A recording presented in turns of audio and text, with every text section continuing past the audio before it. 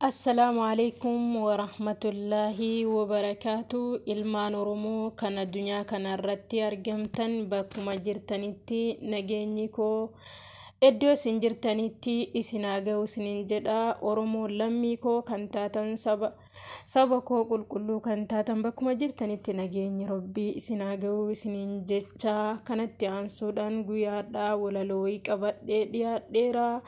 Walaloon kun obboleeyyan teennaa tan mana hidhaa Suudi Arabiyaa keessatti laggeenii fi gaarreen qaxxaamurtee saharaa garagaraa keessa qaxxaamurtee irra caalaa miila isaaniitiin deemtee kan qurxummii irraa haftee kan saharaa irraa haftee adagaa adda addaa irraa haftee biyya Suudi Arabiyaa keessa geettee jette. Rakkoo yeroo ammaa kana isaan mudatee akkasumas waggaa tokko guutuu mana hidhaa keessa turanii waan qalbii namaa nama laalessu waan mataa nama nyaatu kanatti aansee walaloo qabadhee dhiyaadheera. Walaloo kana akkana dhageeffattan jaalalaaf kabajaadhaan isin gaafadha.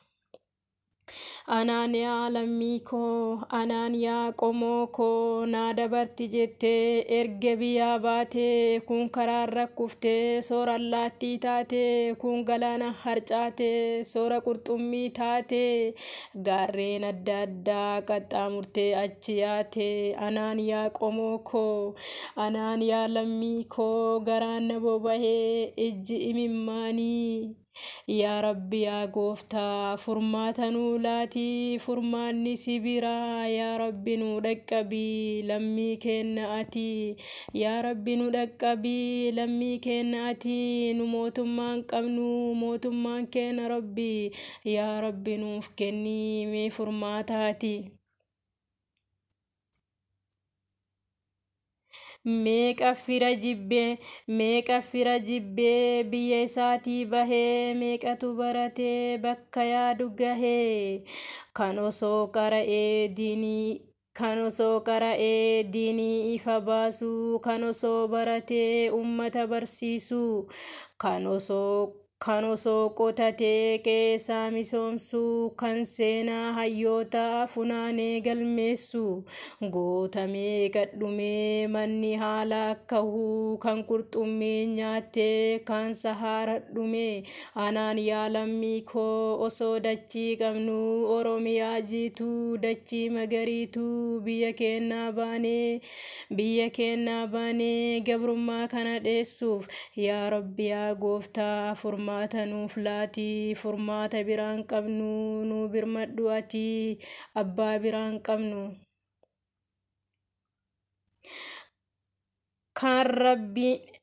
Kan rakkinni biyyaa ol baasee odeessu meeqa biyyaa bahee gabrummaa kana dheessuuf gaafa deemee dhufu gaaraaf saharaa keessaa sammuu yaanni miidhee gadda keessummeessaa cinqamee rakkatee beelahee dheebbotee rakkoo meeqa irraa hafee erga suudii gahee. Lammii jiruu jibbee saharaa naannahuu kan allaattiin nyaatee manni haala akkahuu kan bishaaniin dhumee manni haala akkahuu jiruu oofaa yaasee biyya isaa keessaa gabrummaatti. Rabbumti haa argu imimmaan hiyyeessaa jiruu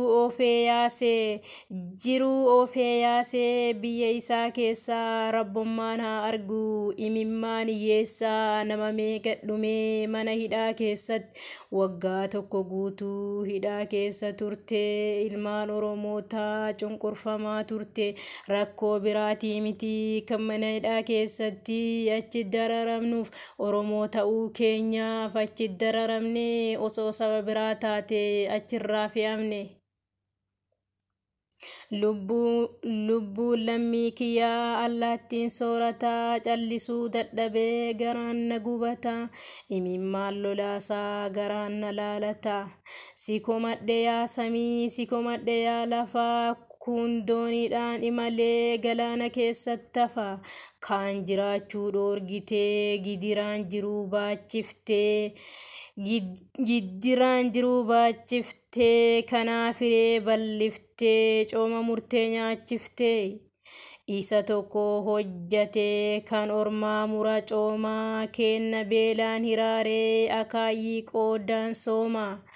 Kan naachi liqimsuu doonirraa harca'ee jiraachuu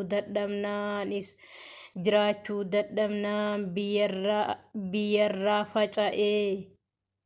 Uumaa hundaa uumtee hundaa walqixxeessuu safuun kun. Uumaa hundaa uumtee hundaa walqixxeessitee. Yaa Rabbi yaa gooftaa ilmaan Oromoodhaa mee bira dhaabbadhu. Yaa mootii alamaa abbaa biraan qabnu nuti kakadhannu abbaan kenna sima. Yaa Rabbi furmaata nuu laati furmaanni si bira.